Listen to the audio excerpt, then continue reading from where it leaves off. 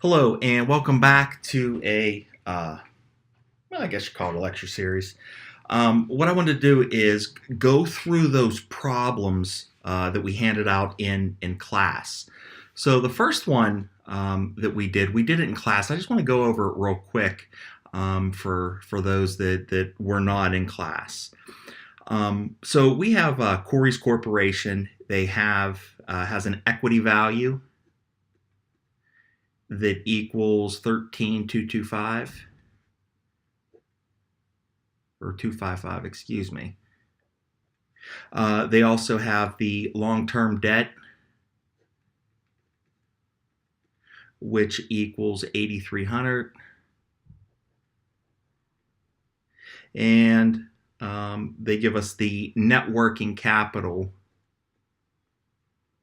other than cash, right? And they said that was 3,215. Okay, and I know in class this presented some confusion on what exactly are they talking about, because remember we said that net working capital we could break apart and we could say, okay, it's cash plus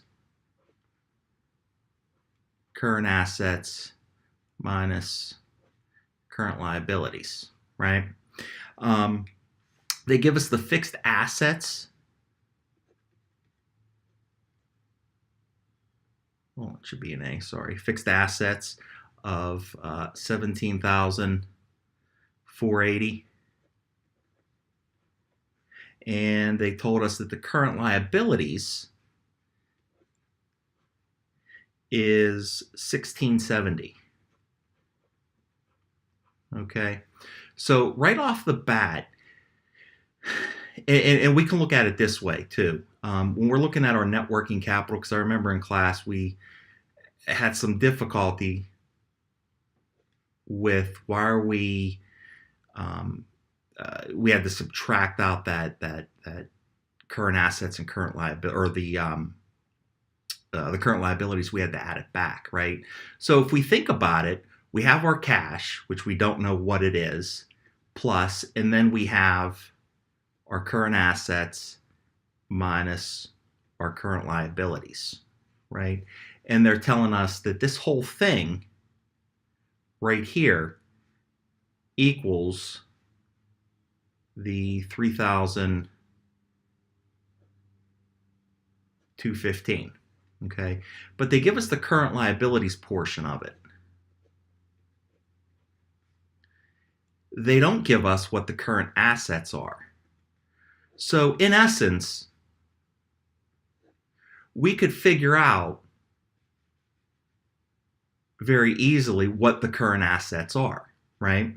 Because since current assets minus current liabilities equal 3215, if we add back that current liabilities, we get the current asset portion. Okay. So the easiest way to do this is figuring out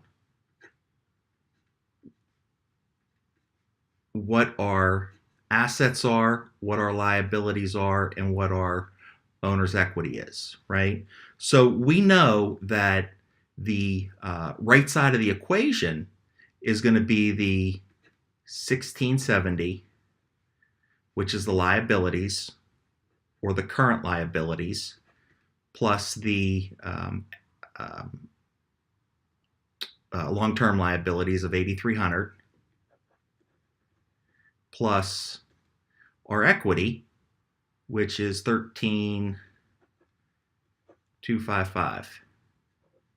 Okay, and all these together have to equal out to 23,225. Okay, so from here we can figure out what our assets are, right? And remember, our net working capital is current assets minus current liabilities plus cash, right?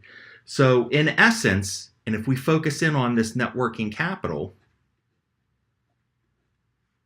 oh, and by the way, real quick, we know that these assets have to equal and the total assets have to equal 23,225.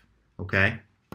So, the net working capital, what do we have here? Well, remember, it's our cash. We don't know what it is, plus our current assets, right? We don't know what our current assets are. We know there's accounts receivable. We know there's probably some inventory.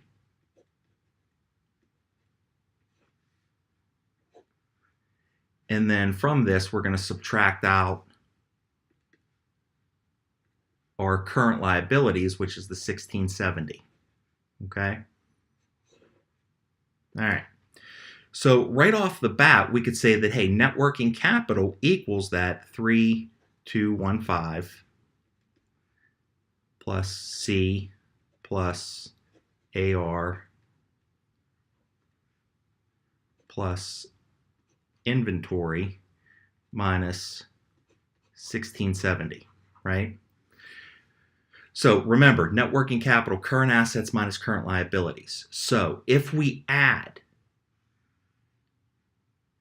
or let me rephrase that, if we rearrange our equation a little bit, right, we get the AR plus the inventory to equal 4885. Okay? So that's the key there, that basically we're figuring out what is this current asset portion of the net working capital. Okay? Because if we take the 4885 minus the 1670, that should give us our net working capital of 3215, right? But there's the cash portion here that we need to worry about and we need to account for, okay? So since we know that the total assets have to equal 23,225, we're going to add to that the total assets, which we have here, the 3,225, has to equal cash plus fixed assets, which we already know what those are. Total fixed that, or bear with me.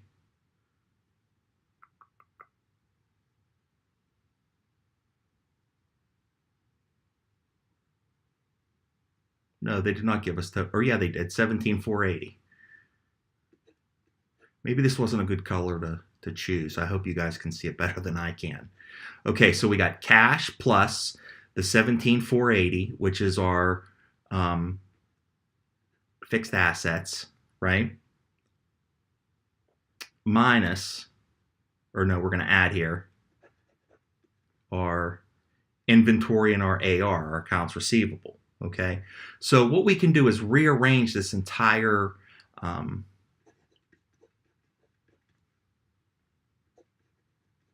we go. So we can rearrange this entire equation to show us what is the cash. So how do we do that? Well, if we take our cash and we set it equal to the total assets,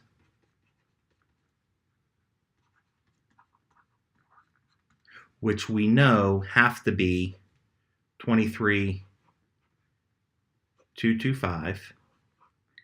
And to that, we take our fixed assets. So we're going to subtract out our fixed assets, which was the 17,480.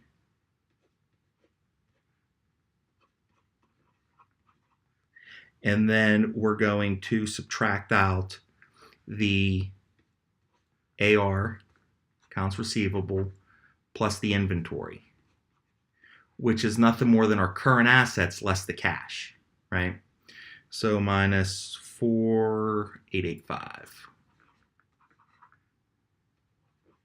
Okay, so if we run the numbers, we see that cash has to equal 860.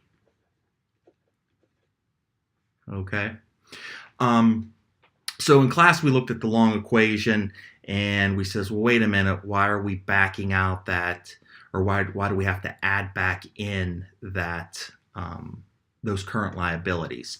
And again, it's because the way net working capital, the calculation of net working capital, and the fact that they did give us the liability portion, just not the current asset portion.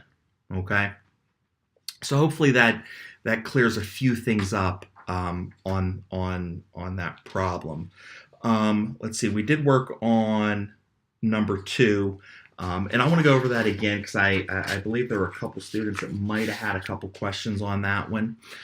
So what we're dealing with on problem 2 is the Morning Jolt Coffee Company has projected the following quarterly sales for the coming year. Okay, so remember we have our sales,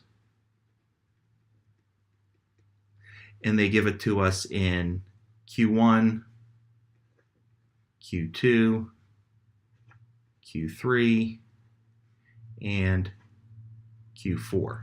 Okay, and the sales were 690 for quarter 1, quarter 2 was 720, quarter 3 was 800, and quarter 4 was 870. Okay, so what we need to do is we need to figure out what are their cash collections, right? They tell us that accounts receivable at the beginning of the year are $270. Company has a 45-day collection period. Okay, they collect cash collections in each of the 4 quarters by completing the following. So we have that that chart, right? So basically, all we're trying to calculate here is when are we getting our cash? It's all we're trying to figure out. Okay, so we have our beginning receivable for quarter 1. And they tell us that that's 270, okay? And we need to figure out cash collections, okay?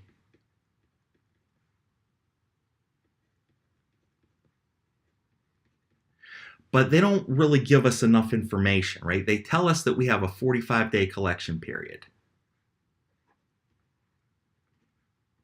Okay, so we need to figure out exactly how many times in a quarter do we turn over that inventory, okay, or that receivable. Okay, so what we're going to do is we're going to take 90 days, which is the time period of a quarter, minus 45. And if we divide by 45, which is our days in collections, we end up with 0.5. Okay, so what that means is, what that 0.5 or 50% means is that in the quarter that we have a sale, we collect 50% of our sales in that quarter. The rest of the sales, the rest of the sales of quarter 1 will be collected in the following quarter. Okay, so if we think about it, we have $690 in sales. So we need to figure out, okay, of that $690, which we collect, we have a 45-day collection period. What percentage of that sales are we going to collect in the first quarter? So if we take 690 times 0.5, we get 345. Okay, so how much are we what's our total collection? Well, we end up with the 270 plus the 345, which gives me 615. So the total cash that I'm going to collect in quarter 1 is going to be $615. Okay. What's my ending AR balance? Meaning, I have sales that I made in the first quarter.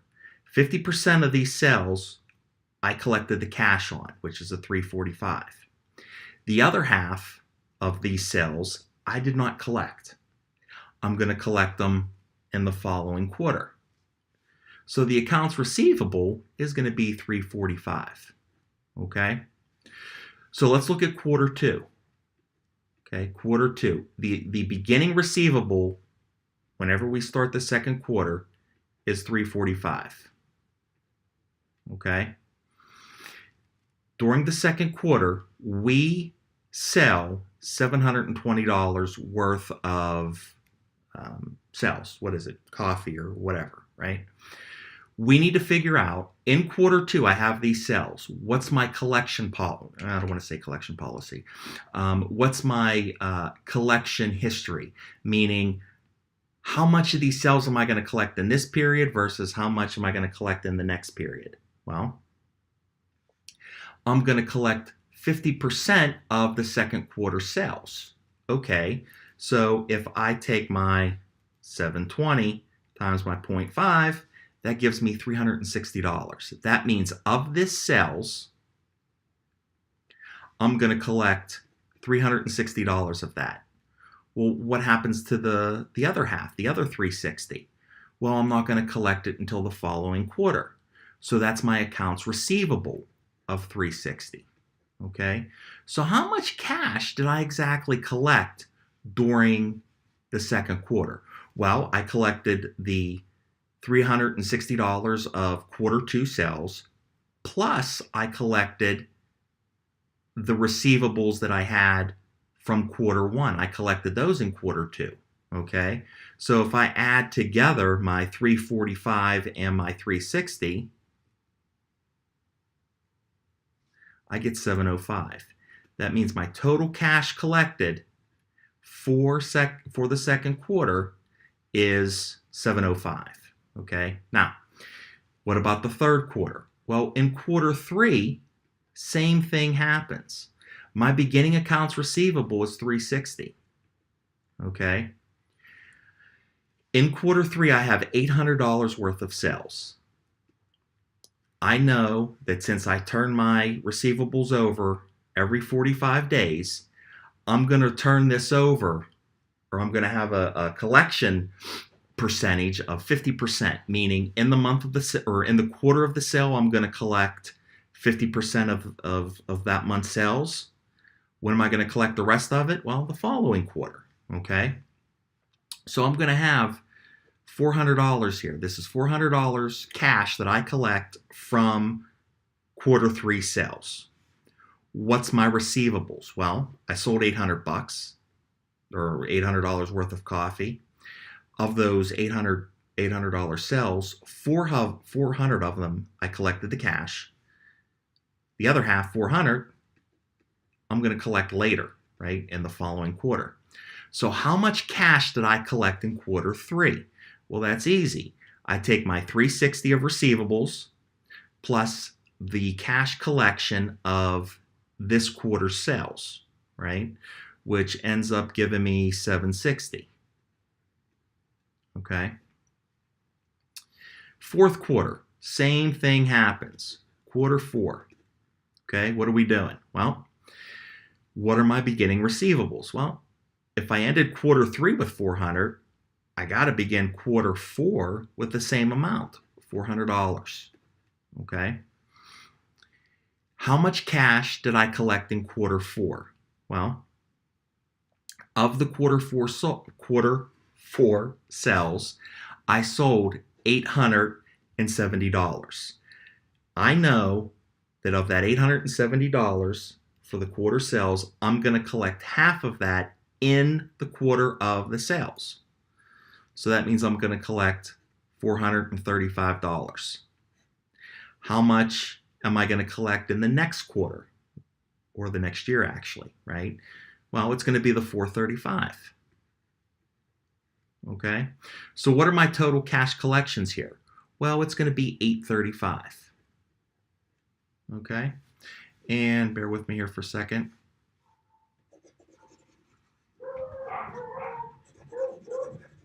Let me erase this, and we're going to look at part B, okay? While I'm erasing this, the reason why this is important is because we're figuring out when are we collecting our cash. That's important, right? Because we're dealing with the budget here.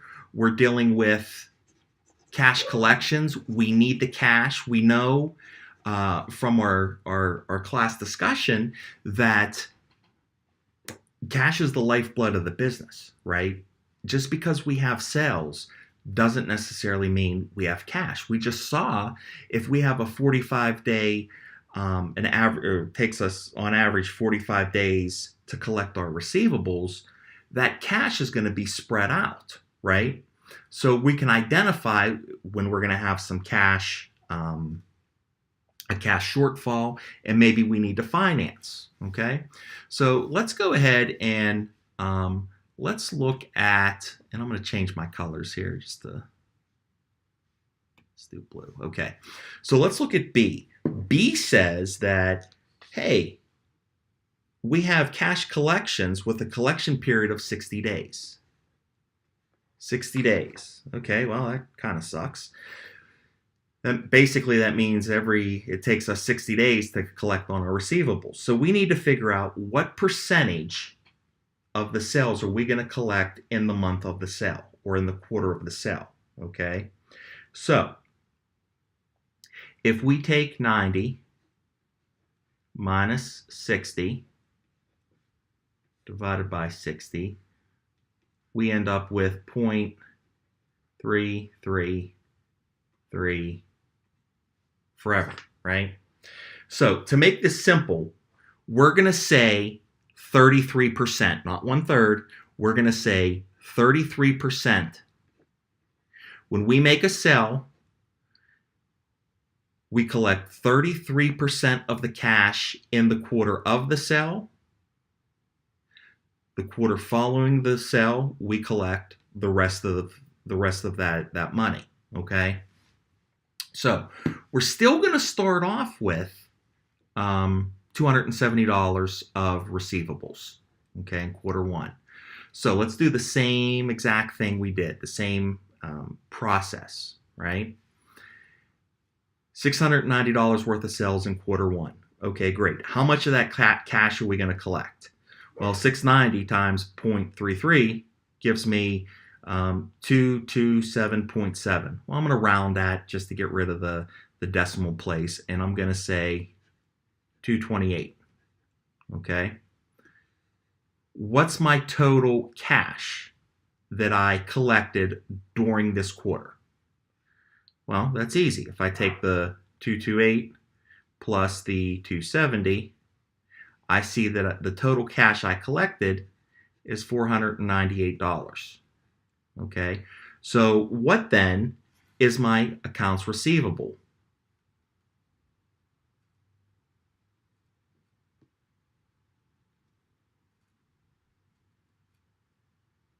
So if I'm going to collect 33% of the sales in the quarter of the sale, I must be collecting 67% in the quarter following the sale. Okay, so I'm going to say Q1. All right. So let's think about this. Okay, I sell $690 and I multiply that by my 0.67. I apologize, you hear my dogs barking, they just won't shut up. Okay, so that basically ends up being 462, right? I got $462.3. We're going to round, so we're going to say $462. Okay, that's my receivables, right? I'm going to collect that in the following month, or the following quarter rather, excuse me. So let's look at quarter two, okay? My accounts receivable is 462, right? I got to figure out what percentage of cash, or let me rephrase that, what percentage of sales of quarter two am I going to collect in quarter two? Well, it's 33%. So if I take 720 times 0.33, That gives me 237.6. I'm going to round up and say 237.8. Okay. So what then is my total cash collection? Well, $238 of this quarter's sales plus $462 of the of the previous quarter's sales. I'm going to collect $700. What then is my receivables, right? Meaning, of this 720, how much am I going to collect in the following quarter, or quarter three? Well, that's going to be 67%. So if I take 67 or 0.67 times my 720,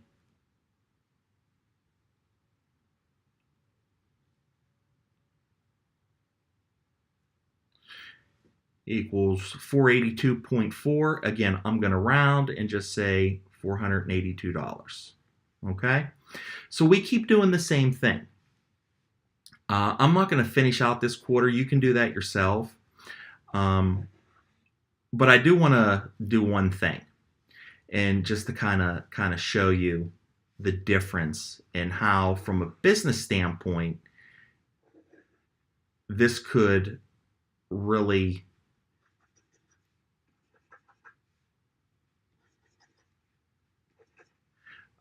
how this impacts us from a business standpoint, okay? And what I'm talking about here when I say how this impacts us from a business standpoint, I'm talking about our cash collections, okay? So I'm going to take Q1 and Q2, right? And I'm going to say our sales are still 690 and 720, okay? I want to compare collection periods, okay? So if we look at part C, part C tells us that our collection period is 30 days. On average, we have a 30-day collection period. So that means that if we take our 90 minus our 30, divide by our 30, we collect what?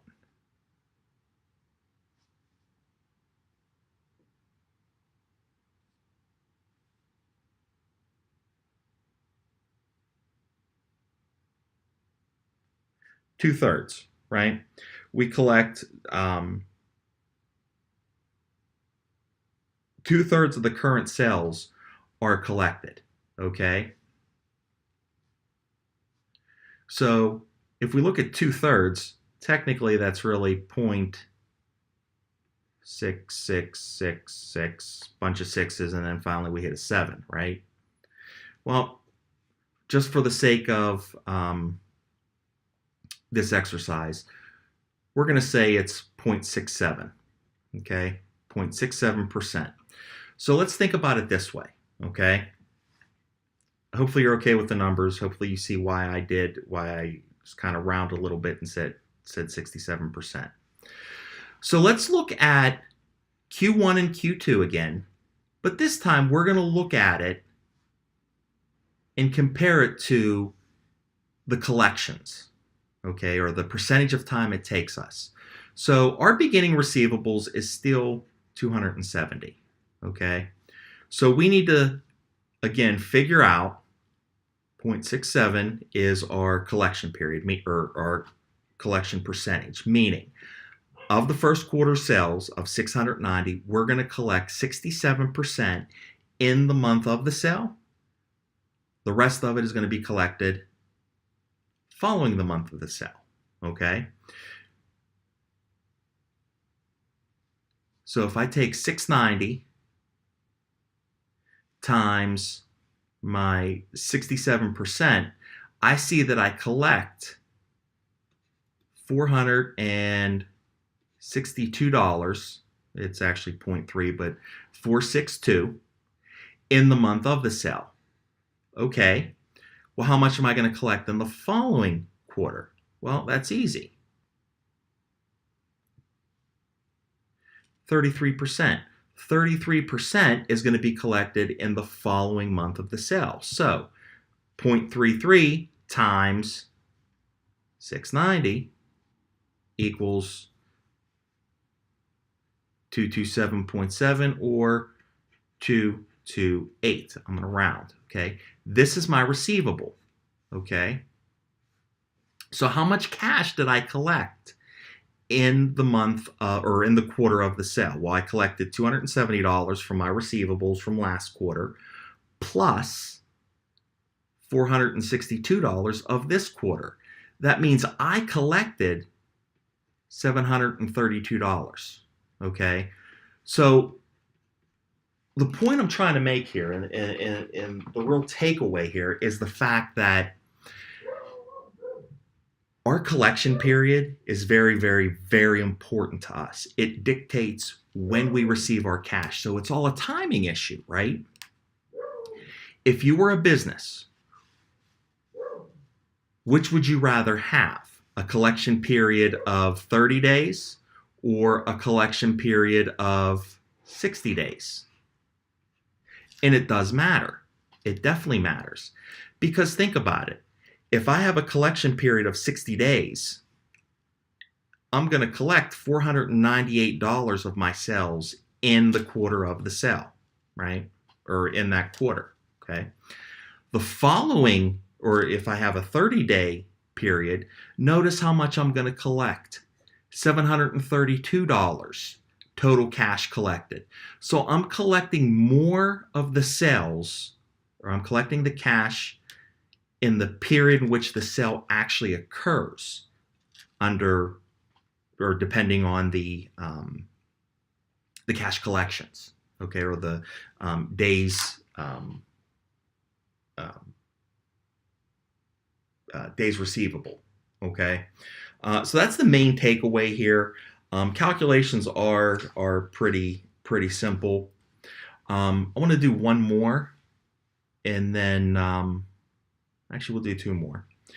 All right, so these are very important. I'm going to go ahead and assume that you guys have seen this before, so we'll go over pretty quick, a little quicker. These are just our financial ratios, right? So in the problem, and again, this is number 4, they give us the following financial statement information for Newark Corporation, right? They tell us that we have a beginning balance and we have an ending balance. And they give us the inventory. Beginning balance is 10,300 and the ending balance is 1,100 or 11,300. The AR, the accounts receivable, beginning balance is 5,300. The ending balance is 5,600. And the accounts payable, beginning is 7,500 and ending is 7,900. Okay, so right off the bat, we know, well, you should remember what we talked about in class and how our current assets, our current liabilities affect our net working capital, right? And we can look at the beginning and the ending, and we can look at inventory, receivables, payables, and we could say, what impact is this having on our cash? Is our cash going up or is our cash going down? Well, if we're buying inventory, our cash is going down. Same thing with accounts receivable, right? We're not getting cash, we're selling something, and people say, oh, I'll pay you later, right? So when our assets or our current assets go up, that actually decreases our cash, okay? Now let's look at the accounts payable. Accounts payable are going up, right? It was 7,500 at the beginning of the period. End of the period at 7,900. So our accounts payable is going up. Well, that has a positive effect on our cash. That increases our cash flow, okay?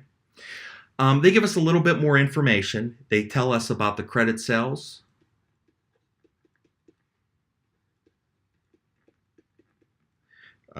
which are 83,000. And they give us the cost of goods sold, which I'm going to abbreviate as COGS, cost of goods sold. They tell us that is 6,300. Okay, so what we need to do is we need to figure out what the operating and the cash cycles are. Okay, they tell us to use a 365 day or use 365 days a year, and we can round to the second decimal place. Okay, so remember from our lecture in class when we talked about the operating cycle.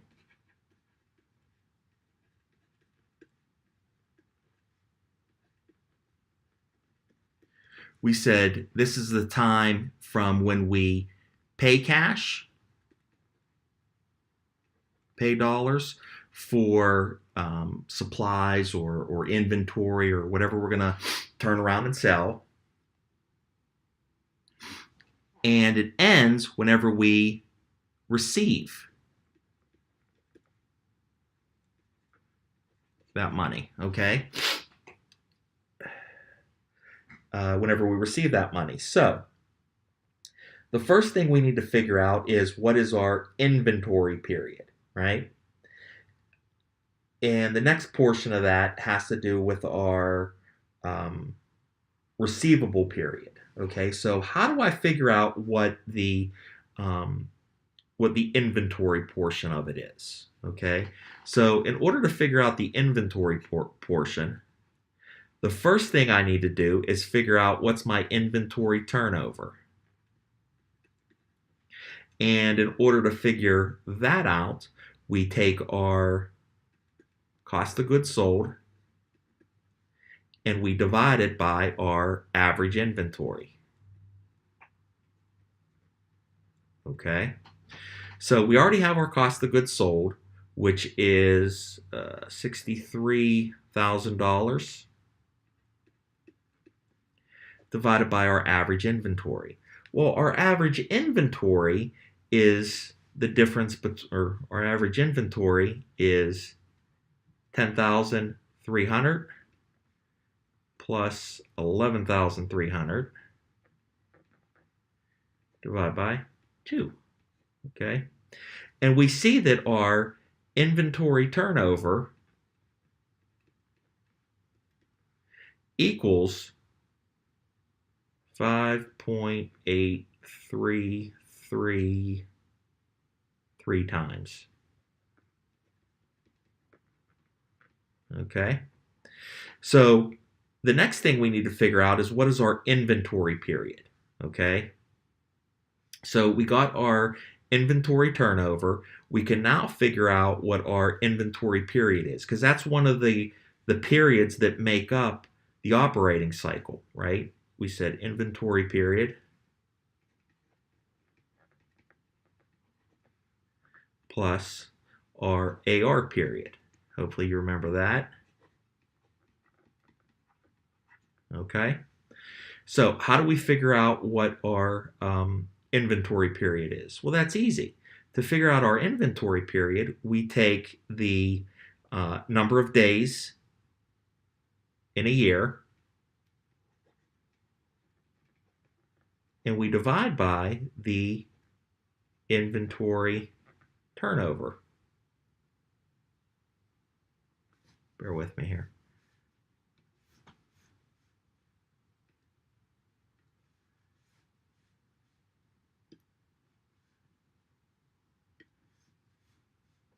Our inventory turnover, which ends up being 365 divided by 5.833 times, ends up giving us an inventory period of 62.57 days. Okay, then we do the same thing for the receivables, right?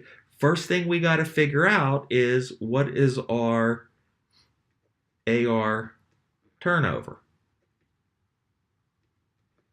And in order to figure our receivable turnover, we take our credit sales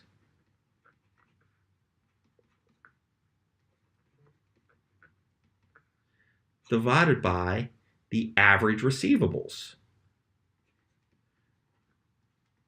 The average, and I'm just going to say AR here, okay? So we already know our credit sales are $83,000.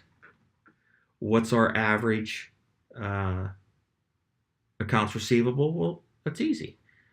5,300 plus 5,600 divided by 2. We see that our AR turnover is equal to 15.2294 times. Okay? That means that we turn over our receivables about 15 times in the year. Okay? So now we need to figure out what is our accounts receivable period. Well, that's easy, right? We do the same thing that we did for inventory period. And I'm going to write it up here. The only difference is we take the days in a year and we just divide it by the AR turnover. That's simple. So if we take 365 divided by the receivable turnover of 15.2294, we end up with the AR period being 23.97 days. Okay? And then the cash cycle, let's go to another thing here. The cash cycle is pretty simple, right? Because we know that when we're looking at the cash cycle, we're looking at our payable turnover and our payable period, right? So in order to figure out the cash, in order to figure out the cash cycle, what we need to do is the first thing we need to figure out is what is our payable turnover. And that's very easy to calculate. That's our cost of goods sold divided by, you guessed it, average payable. So how do I figure out my average payable? Well, I just take the beginning and ending payable balance and then divide it by 2. Okay, I can do that. So what is my payables turnover? Well, if I take 63,000 and divide it by the my payables, which the beginning balance is 7,500 plus 7,900 divided by 2, ends up giving me a payables turnover of 8.1818. And again, this is days, okay? So now to figure out what my payables period is, and I'm just going to say pay period. Well, that's pretty easy, right? I take the days and divide it by my payable turnover. So I end up with 365 divided by 8.1818, and that gives me 44.61 days. Okay, so to figure out my cash cycle, I need to figure out, well, what is my total operating cycle, right? Well, we didn't do that, right? Because we said that the operating cycle, which makes up the inventory period in the accounts receivable period, we calculated the numbers, 62.57 for the the inventory period, and for the receivable period, it was 23.97. We end up with an operating cycle period of 86.54 days. Okay? So in order to figure out the cash cycle, we take the operating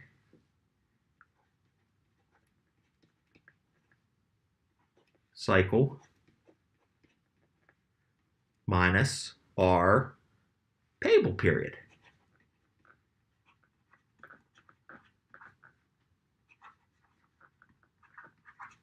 And we end up with, let's see here, we're going to take our 86.54 minus our 44.61. And we end up with a cash cycle of 41.93 days. Okay? So basically what we're saying is the firm is receiving cash on average 41.93 days after it pays its bills. Okay, so we're going to pay our bills. When are we going to get the cash? Well, 40 days after that. Okay? So when we come back in our second video, we're going to look at problem number 5. And we're going to talk about the payment of accounts under a number of scenarios. So please tune back in for that one.